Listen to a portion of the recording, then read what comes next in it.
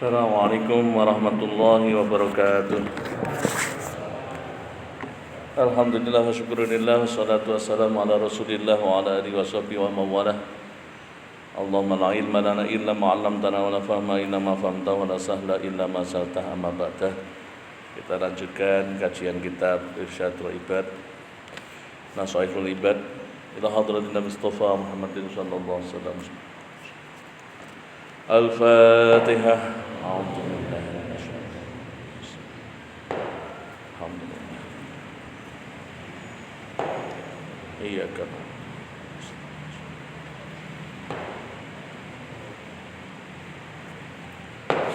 wal hadis susani ajazani bihi al-alama Syekh Ahmad Al-Mursyid bin Misri ba'da an ajazani bi Sayyid Abdul Wahhab bin Ahmad Farahat Asy-Syafi'i an masyayikhi musalsalan bil awwaliyati ila Abdullah bin Amr bin Ash anin Nabi sallallahu alaihi wasallam annahu qala, bahwasanya Nabi sallallahu alaihi wasallam bersabda, ar-rahimuna, orang-orang yang penyayang, yarhamuhum ar-Rahman tabaraka wa ta'ala, akan disayangi oleh zat yang maha penyayang, yakni Allah Ta'ala.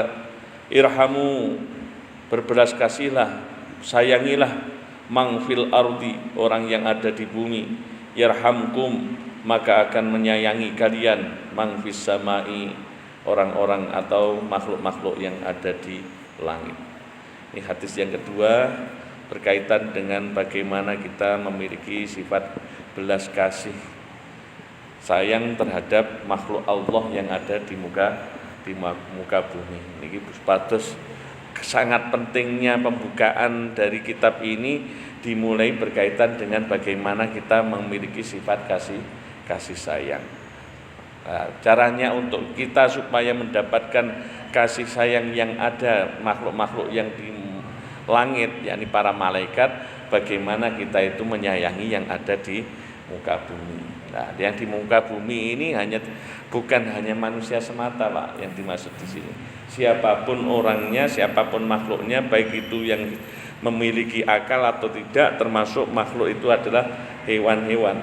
Maka disebutkan dalam syarahnya sini, wal makna rahimuna liman fil ardi min adamiyyin wa hayawanin, baik itu hewan ataupun manusia. Jadi kalau kita masih memiliki sifat-sifat keras terhadap binatang, berarti kita masih di situ kurang terhadap sifat rahmat kita terhadap makhluk Allah. Padahal kalau kita nanti bisa melihat ada beberapa riwayat-riwayat ingkang menunjukkan bahwasannya orang itu diangkat masuk ke surga itu bukan karena amalnya, bukan karena makrifatnya mengenalnya Allah ataupun ibadahnya, bukan, tapi ternyata disebabkan oleh hanya kasih sayangnya terhadap makhluk Allah.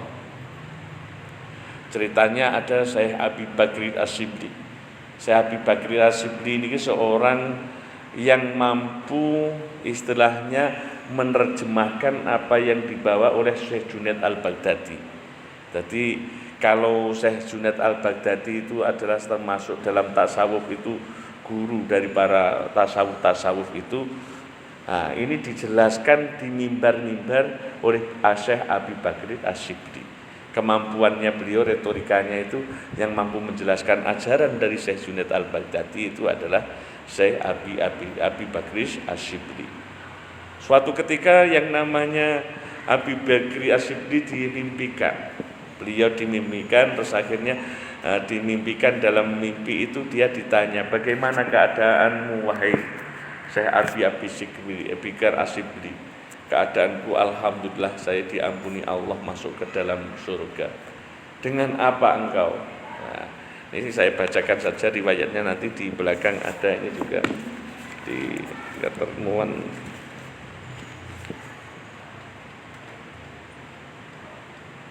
Ya, ini diriwayatkan, Su'ila Sibli ba'da mauti an hali fil manami. Syekh Sibli ditanyakan setelah kematiannya dari keadaannya di dalam tidur. Faqala, lalu dia menjawab, Abi Bakri Asyibli, Allah bertanya kepada Abi Bakri Asyibli, atadri bima ghafartu laka, Wahai Abi Bakri Asyibli, dengan apa engkau aku ampuni dosa-dosamu? Ini pertanyaan Allah kepada Abi Bakri Asyibli. Lalu dia menjawab tuh, qultu bisolihi amali. Aku menjawabnya dengan amal-amalku yang soleh wahai Allah. Allah berfirman, la, tidak Syibli, engkau tidak masuk ke dalam surga ini, engkau tidak ku ampuni itu bukan karena engkau mau melakukan amal soleh, aku ampuni dosa-dosamu.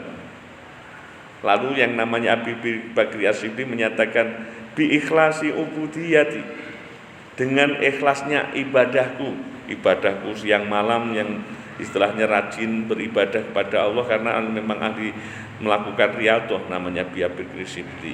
Bahkan dikatakan di cerita itu Abi Bakri Asyibli itu sering bermimpi berjumpa dengan Rasulullah, bahkan dicium keningnya oleh Rasulullah SAW karena memperbanyak sholawat yang bacaannya sallallahu alaika ya Muhammad, sallallahu alaika ya Muhammad. Itu Abi Bakri Asyibli.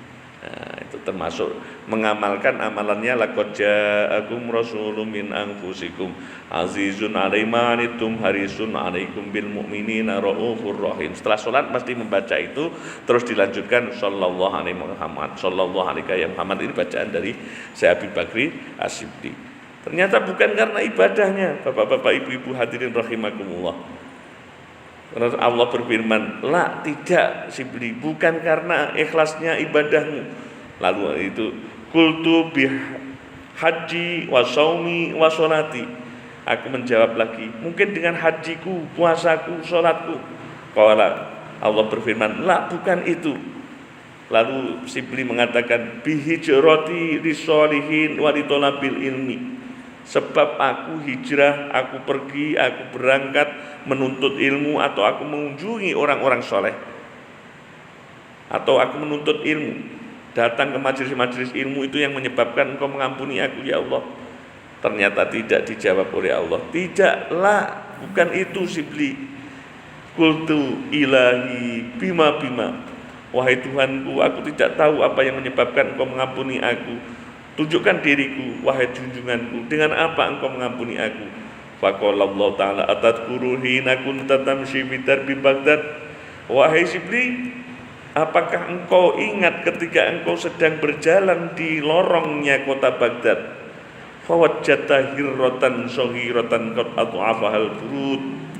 Engkau menemukan, engkau menjumpai seekor kucing kurapan, kucing kecil yang lagi kedinginan, ya, kucing kecil lagi kedinginan. Qad at'afal burud, yang menyebabkan dia itu sakit lemah adalah hawanya yang sangat dingin.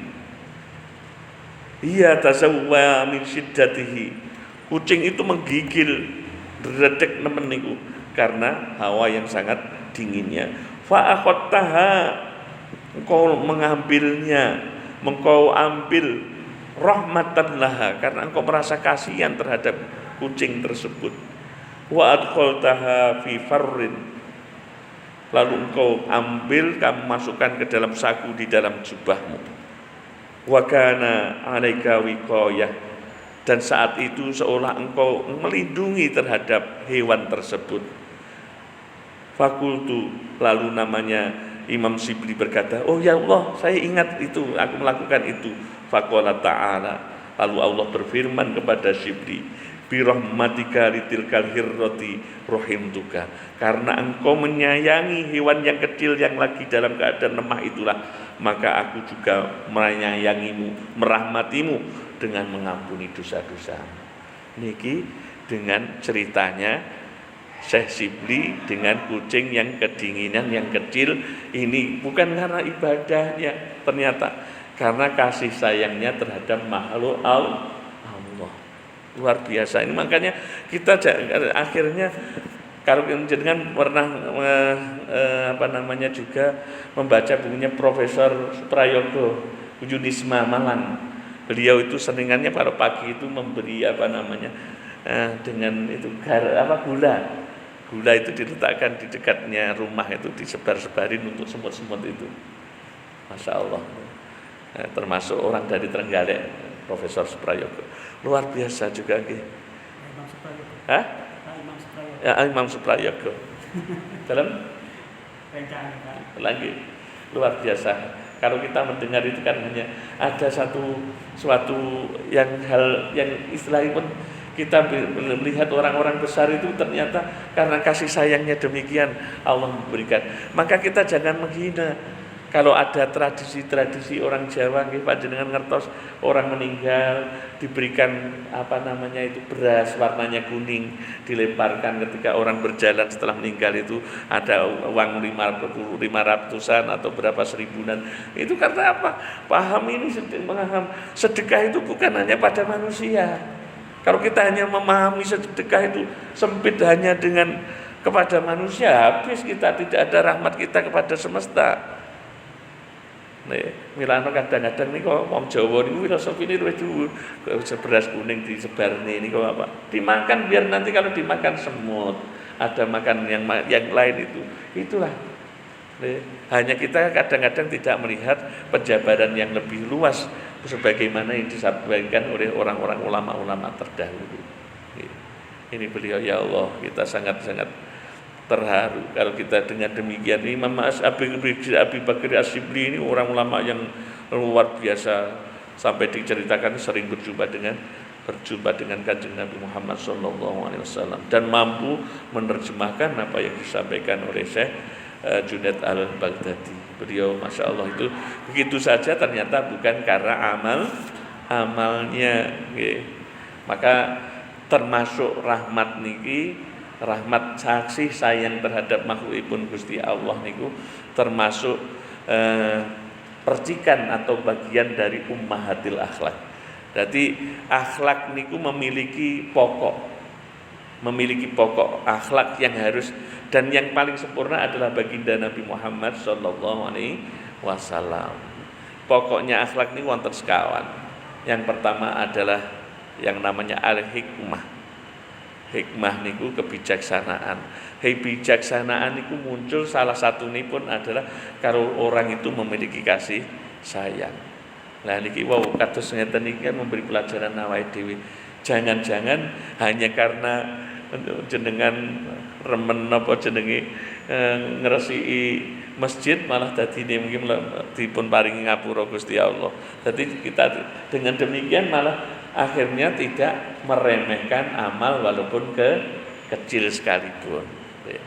Jangan meremehkan amal meskipun sekecil apapun. Karena kita tidak tahu rahmat Allah nanti diturunkan di tempat mana. Kita lajengaken bapak-bapak ibu rahimakumullah.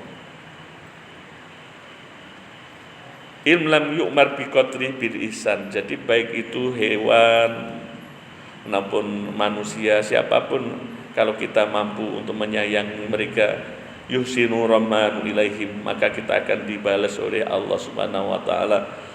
Irhamu man tastati'una an tarhamuhu min asnafi makhluqati ta'ala. Sayangilah siapapun orang yang kamu mampu untuk menyayangi dari berbagai macam makhluk Allah taala. Walau ghairu akilin, meskipun makhluk itu tidak berakal. Misalipun panjenengan punya makanan kok berlebih, ini sudah ada daripada dibuang dibuang tapi pun diniati. Dibuang misalipun diletakkan untuk ayam, sedekah kepada ayam. Diniati nggih. Ataupun ketika untuk diberikan itulah pokoknya ini adalah untuk makhluk-makhluk Allah. Bahkan kalau memiliki balung itu dilemparkan, itu disenangi oleh para makhluknya Allah yang tidak kelihatan. Jin-jin itu senengane makan ini diniati sedekah. Jadi kados bagian-bagian dari misalnya ayam ada balung-balung itu diletakkan tapi dengan diniati bersedekah niku makhlukipun Gusti Allah. Bisyafaqah wa ridwaikum lahum birrahmah wal maghfirah yarhamukumul malaikatu wa min rahmati amatun di ahli sama illadina hum aksar min ahlil ardi. Jadi rahmatnya orang yang di langit itu mereka lebih banyak jumlahnya daripada kita.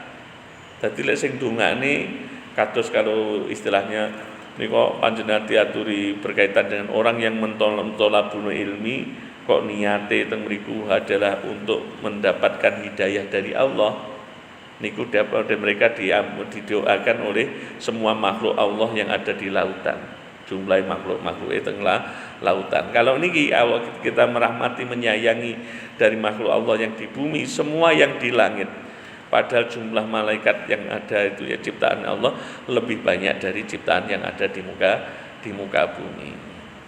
Kita aturaken tadi pangkalnya akhlak niku ada sekawan. Yang pertama adalah apa? Hikmah. Hikmah juga melahirkan rahmat, melahirkan kasih sayang dan lain sebagainya. Nanti terus yang kedua adalah syaja'ah, keberanian. Maka Rasulullah adalah pribadi yang paling, kalau kita lihat, paling terdepan dalam memimpin peperangan, dalam apapun itu, karena beliau akhlak yang paling mulia. Ini mempunyai keberanian. Yang pertama hikmah, yang kedua syaja'ah, yang ketiga ifah, harga diri. Memiliki harga diri. Yang terakhir, yang keempat adalah al-adil. Nah, dari keempat inilah berkembang sifat-sifat mahmudah seperti qanaah, kalau kita sabar, syukur, itu percikan dari empat ini. Dan yang empat ini yang sempurna adalah hanya baginda Nabi Muhammad SAW. Karena orang seperti kita ini mesti kalau tidak ifrat tafrid, kalau tidak berlebihan mesti kurang, tidak bisa tengah-tengah sempurna, tidak bisa. Tapi kalau kita itu loh, istilahnya pemusaja'ah bener-bener ya awake dhewe malah tahawur, ngawur. Lah Kanjeng Nabi saja'ah ya tepat, ngoten iki. Istilahnya prosentasenya pas, ngoten. Bapak-bapak, ibu-ibu rahimakumullah, kita lajengaken wala yajuzu risasin ayatun li jamil muslimina biwafari jami'i dzunubihim. Nah, kita tidak boleh dongakne semua orang muslim karena cinta, misalipun Pak Sifulan, Pak Ahmad mendoakan, ya Allah seluruh umat Kanjeng Nabi Muhammad atau seluruh umat yang Engkau ciptakan, mudah-mudahan Engkau ampuni ya Allah. Enggak boleh. Ini wala yajuzu. Kalau enggak boleh karena apa? Ya mungkin itu menyalahi sunai dari Allah. Sunai Gusti Allah kan nek dosane sing duwe dosa bareng to. Ngoten pasti. Tidak boleh semua orang muslimin didongakne apa seluruh dosa-dosanya diampuni. Enggak bisa, enggak boten asal iki. Wala yajuzu risasin ayatun li jamil muslimin, seluruh orang muslim supaya diampuni dosa-dosa mereka boten. Atau mendoakan kepada orang fakir binahwi mi'ati dinarin, wong fakir tak dongakne sampean ku entuk dhuwit 5 miliar.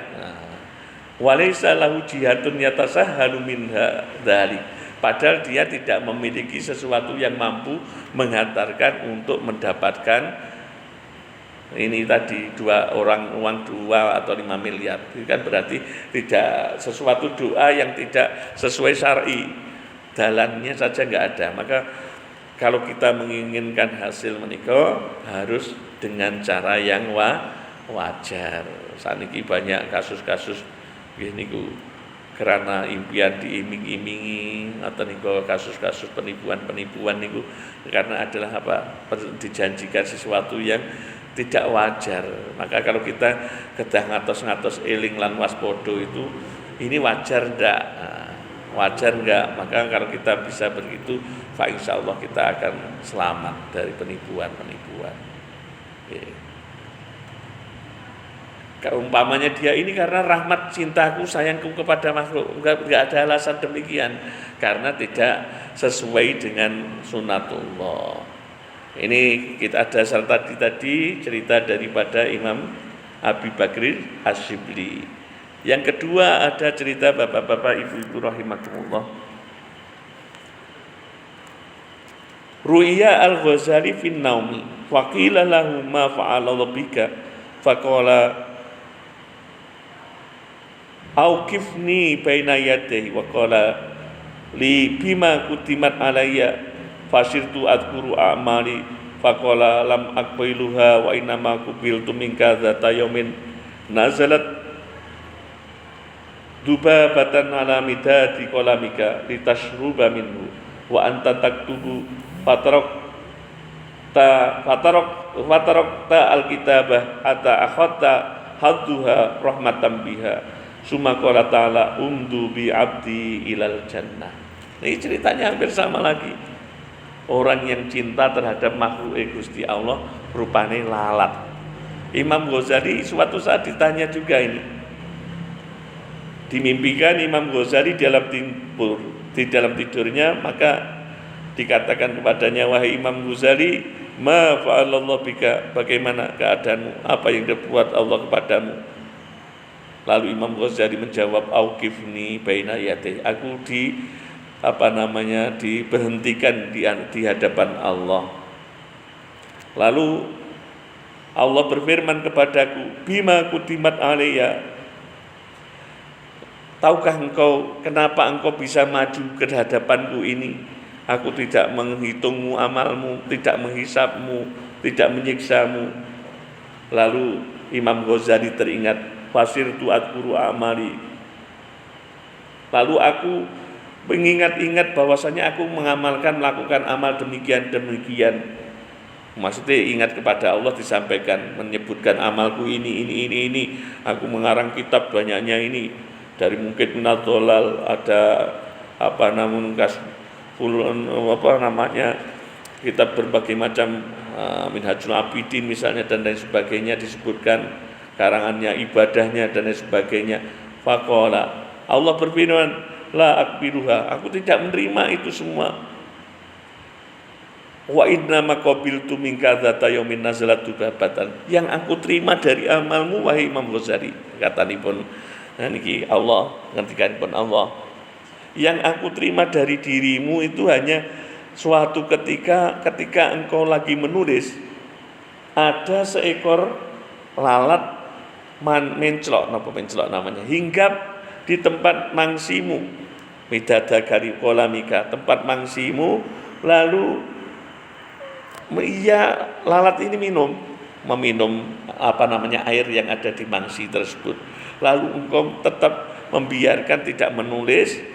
Engkau wataroktal kitabah, engkau meninggalkan, tidak menulis. Lalu ketika lalat itu sudah minum puas, lalu dia terbang. Engkau melakukan itu karena kasih sayangmu.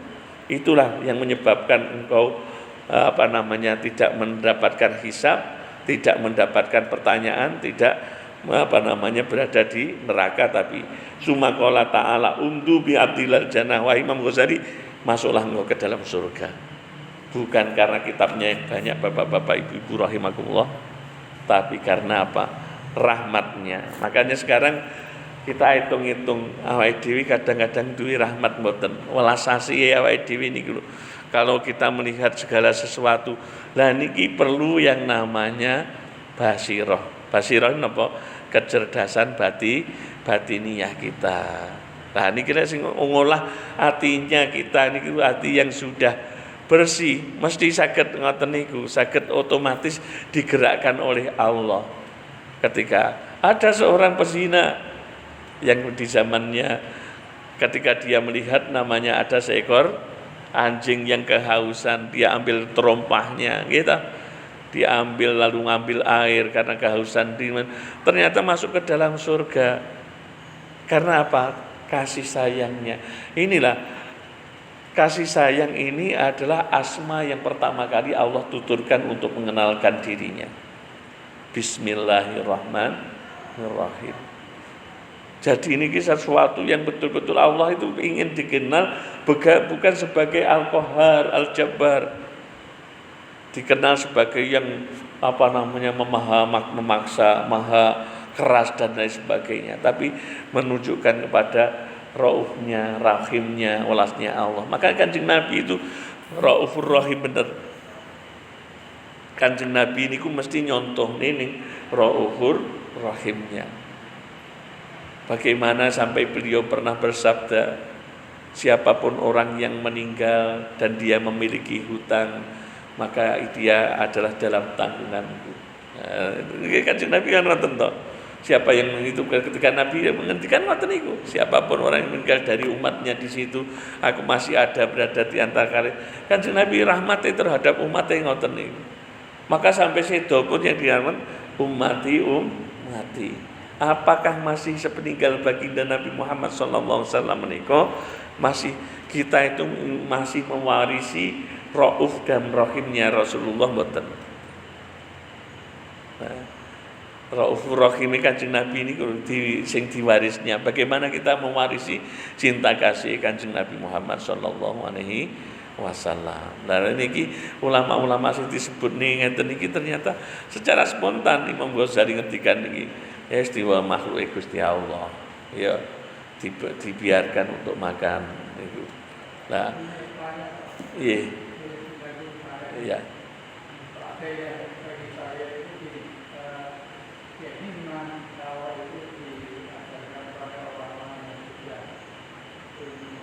Nggih.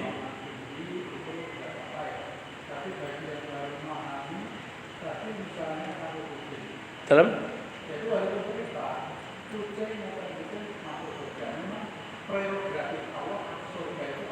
iya. Iya.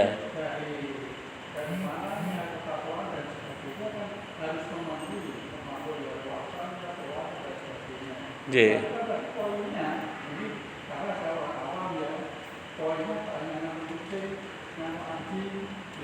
Ya. Menurut saya yang pertama ini kok kurang berbahaya tuh. Akhirnya apa? Kalau hanya menangkap yang endingnya itu rasa sholat, rasa poso, kita boleh kan menentukan itu karena memang tidak apa-apa.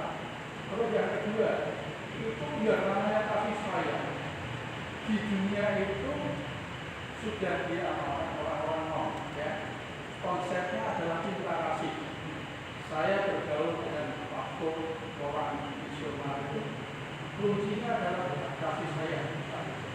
Dia menyayangi makhluk Allah apapun termasuk binatang dan sebagainya. Terus terang lebih yang saya lakukan itu apakah dia nanti beragama? Padahal kondisinya dia bukan iman kepada Allah. Itu monggo. Ya. Kalau orang apa mengaku berarti aku tak orang ibadah anjing saja berzina buat nama anjing ini ya. Dari kita ada sebab kita kemudian preventifnya apakah salahnya itu kan perlu dijelaskan ini sudah tapi bisa tidak karena ini tidak karena berarti sudah melakukan penuntutan itu endingnya banyak itu loh Ya. Masyarakat yang pemahamannya kurang orang yang sudah pintar-pintar memahami. Seperti saya yang kurang paham itu, wah berarti apa ya bahasa Jawa, bahasa Pondok, wes malah. Terus kamu semua, kira-kira banget gitu. Ya, ini saya adalah pembacaan daripada kitab ini, ya makanya. Umpamanya ini kan penekanannya pada hadis demikian. Ini yang adalah yang disebutkan tadi hadis ini memberikan contohnya demikian. Jadi tidak dalam artian samangkir akhirnya wong guru mengamalkan hadis ini meninggalkan hadis-hadis yang lain. Jangan sampai kita harus akhirnya poin di sini ini menjadi poin yang utama. Kalau umpamanya ini poin yang utama nanti ya jadi orang menggampangkan terhadap agama Islam. Surah ibadah gur ini saja yang digarap itu. Bukan. Tetap ya dalam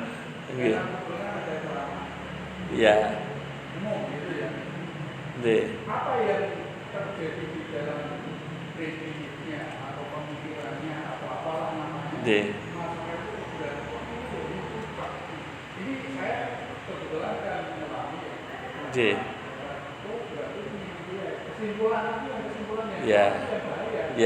Makanya tolong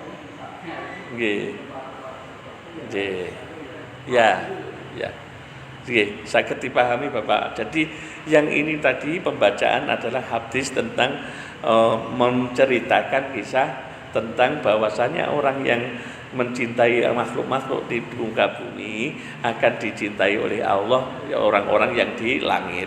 Nah, cerita ini Seperti yang disampaikan adalah pertama Syekh Abi Bakri Asyibri ketika dia melakukan sesuatu kebaikan itu akhirnya ternyata dalam dialognya adalah salah satu yang menyebabkan masuk surganya adalah karena ini. Yang kedua Imam Ghazali dengan demikian ini bukanlah meremehkan, makanya saya sampaikan sekecil apapun ibadah kita tidak boleh meremehkan. Seperti kalau kita tidak tahu rahmat Allah itu diberikan di mana. Kalau kita sudah demikian tidak meremehkan, berarti sesuatu mafhum mukhalafahnya, sesuatu yang lain pun itu harus tetap kita tuh kerjakan, kita lakukan. Ngerti-ngerti nggih? Nggih. Ya. Nggih.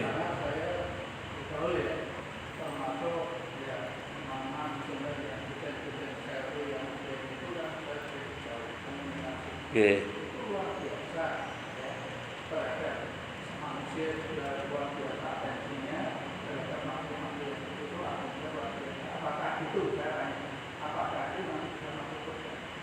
Yang kedua, kuncinya tetap tidak bisa tanpa keyakinan kita kepada Allah Subhanahu wa taala. Walaupun apapun bentuk ibadahnya, bahkan apapun tidak bisa sampai, karena kuncinya tetap password, Pak. Kalau kita mau masuk ke dalam password, misalnya ke dalam sesuatu ruangan tanpa umpamanya kuncinya di situ tidak bisa. Jadi siapapun orangnya selain yang nanti dinul Islam yang diakui oleh Allah, walaupun dia memiliki sifat kasih sayang tidak bisa. Makanya tetap disampaikan bahwa Kanjeng Nabi Muhammad SAW itu hanya ditertentukan man qala la ilaha illallah Muhammadur Rasulullah dakhalal jannah. Barang siapa yang mengucapkan kalimat la ilaha illallah Muhammadur Rasulullah, itu saja yang diberikan kuncinya. Karena kalau diberikan kepada kacau banget nih. Kecuali orang-orang yang hidup sebelum Kanjeng Nabi Muhammad, misalnya umatnya Nabi Muhammad sallallahu, umatnya Nabi Isa, itu tasih bisa, tasih bisa untuk masa mereka karena mengimani Nabi Isa alaihissalam. Tapi kalau sekarang walaupun konsep yang dibawa ini adalah konsep seperti yang ada dalam hadis demikian tentang konsep kasih sayang, konsep kasih sayang terhadap makhluk juga tentang sakit. Oke. Oke.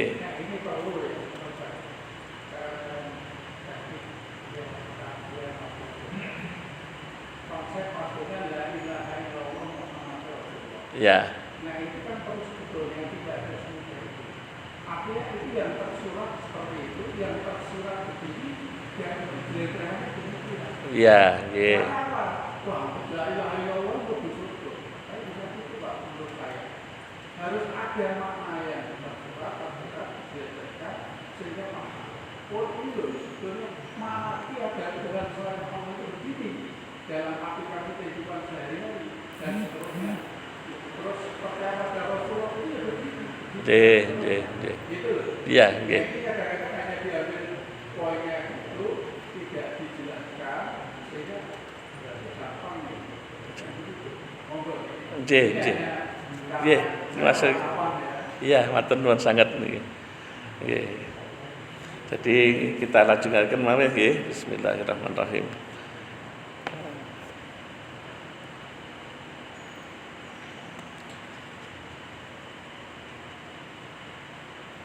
Wa min asbabi husnil khatimah al-muwadhabatu ala hadzal du'a.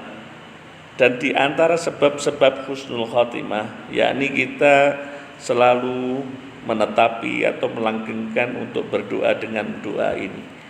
Allahumma akrim hadhil ummah al-muhammadiyah bi jamili awaidika fid darain ikraman liman ja'altaha min ummatihi sallallahu alaihi wasallam. Ini juga kasih sayang lagi bentuknya.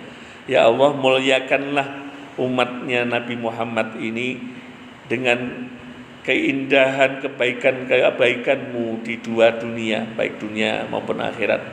Di dua dunia, dunia ini maupun dunia akhirat. Ikraman liman ja'ata min ummati sallallahu alaihi wasallam, karena memuliakan yakni orang yang telah menjadikan dirinya sebagai umatnya baginda Nabi Muhammad sallallahu alaihi wasallam. Di antara Di dalam kitab Sa'adatud Darain fi sholati ala sayyidil kaunain itu juga disebutkan termasuk orang yang ingin husnul khotimah itu adalah melazimkan membaca sholawat. Karena setinggi-tingginya pangkat untuk doa itu adalah diakhiri dengan husnul khotimah. Kita pernah mengenal namanya Syekh Barseso, memiliki hadisnya juga ada itu. Ribuan santri muridnya yang bisa terbang itu semua. Karena sangat-sangat ibadahnya kuat. Tapi hanya karena digoda oleh Khomer, ya. Digoda oleh Khomer akhirnya dia berzina. Setelah berzina membunuh wanita yang diterapi. Akhirnya dia syirik menyekutukan Allah Subhanahu wa taala. Jadi kita tidak tahu kemampuan nanti seseorang itu akhirnya itu husnul khotimah atau tidak, itu hak prerogatif dari Allah Subhanahu wa taala. Makanya ikhtiarnya diperlukan. Nah, Syekh Nawawi Al-Bantani memiliki salah satu resepnya untuk itu, yaitu berdoa dengan ini, Allahumma akrim hadil ummah al-Muhammadiyah. Nah, kalau basa Jawa nih, ya Allah mulyani panjenengan mulyani umat panjenengan Nabi Muhammad sallallahu alaihi wasallam. Ngoten mawon nggih saged. Ya. Misalipun ya Allah panjenengan mulyani umatipun Kanjeng Nabi Muhammad, mboten apa ngoten. Ataupun wa minha al-mu'adabatu ala hadzat du'a baina subhi sunnatas subhi wa fardhi. Ataupun menetapi doa di antara sholat sunnah subuh dan sholat fardu subuh. Allahumma gfirli ummati Sayyidina Muhammad, Allahumma raham ummata Sayyidina Muhammad, Allahumma astur ummata Sayyidina Muhammad, Allahumma ajbur ummata Sayyidina Muhammad. Ini termasuk doa yang selalu dilanggengkan oleh Syekh Abdul Karim As-Samani yang terkenal dengan Thariqah Samaniyah.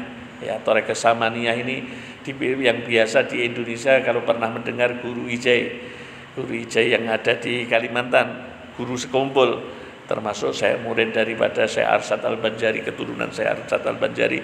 Ini termasuk Thariqah Samaniyah.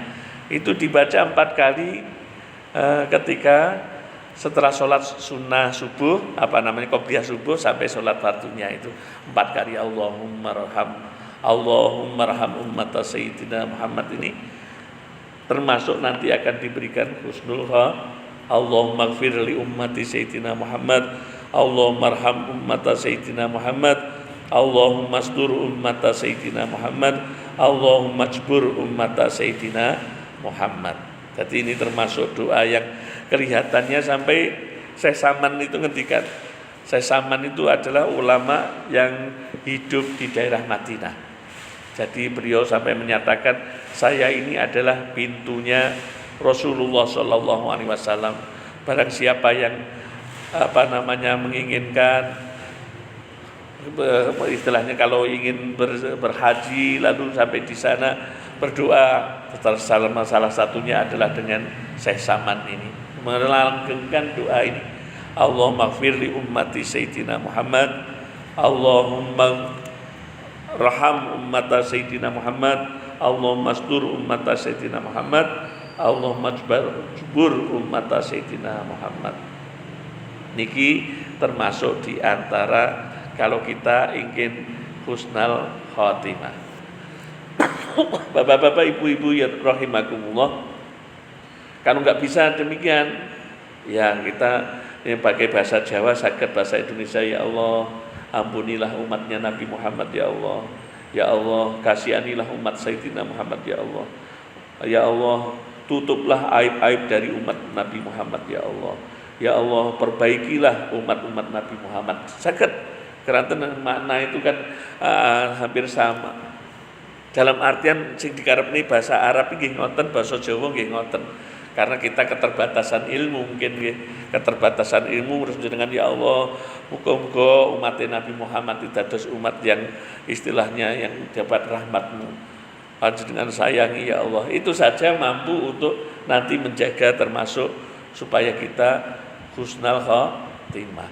Kenapa doa-doa demikian ini saged mengatakan bisa untuk cara sebagai husnul khotimah? Ini adalah sesuatu tajribah.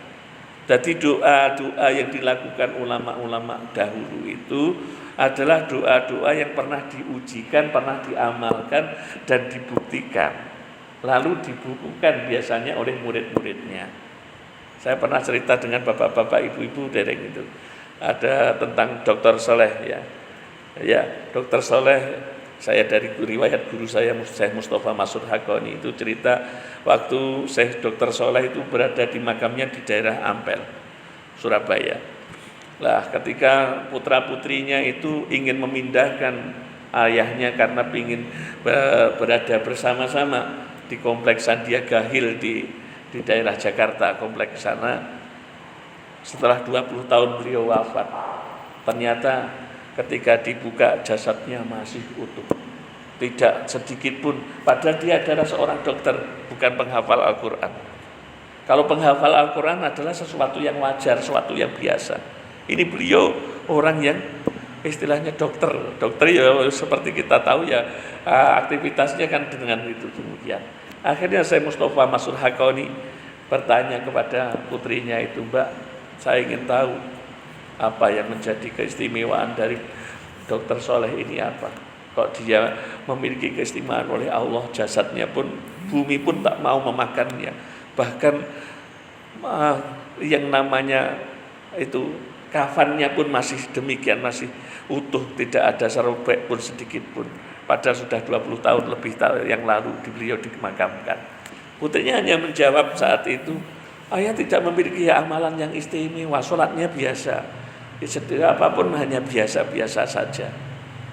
Hanya kebiasaan beliau di akhir-akhir hidup itu selalu senang membeli buku-buku sholawat. Itu beliau katakan. Senang buku-buku sholawat dan sering membawa tasbih di mana-mana itu membaca sallallahu alaihi wasallam, sholawat pokoknya dia membaca sholawat.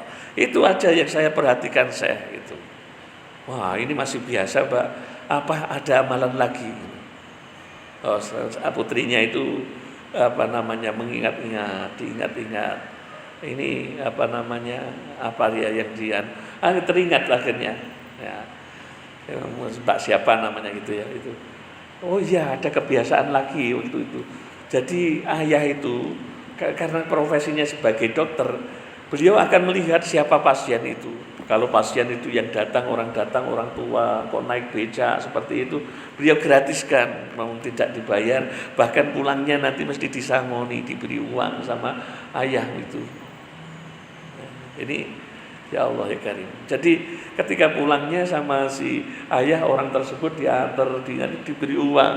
Tapi kalau orang yang pasiennya orang biasa ya biasa saja. Oh ini kasih sayangnya dia kepada yang namanya orang-orang yang istilahnya miskin, orang-orang yang membutuhkan, maka pulang diberi uang. Inilah mencontoh baginda Nabi Muhammad, laqad ja'akum rasulun min anfusikum azizun 'alaihi ma anittum harisun 'alaikum bil mu'minina raufur rahim. Yang ini bumi tak mau untuk memakan jasadnya. Ini saya Mustafa Hakoni bercerita dengan saya sendiri, dengan jamaah, menceritakan tentang Dr. Saleh, orang yang saleh benar ketika dipindahkan oleh putra-putrinya di Sandiaga di Jakarta. Jadi ya ini tadi saya bercerita tentang ini bukan karena apa, bercerita ini pada pokoknya adalah ini bagian daripada bagaimana kita melakukan kasih sayang dari rahmat. Bukan itu menjadi satu-satunya jalan menuju Allah. Bukan menjadi, ini adalah salah satu jalan menuju kepada Allah, yang dimana dengan jalan inilah Allah ridho menjadikan kita itu sampai istilahnya itu bumi saja seperti ini diceritakan tidak mau memakan tubuhnya. Niki karena apa? Salah satunya dia dijamin oleh Allah karena memiliki sifat kasih sayang. Kita lanjutkan. Allahumma shlih ummata Sayyidina Muhammad.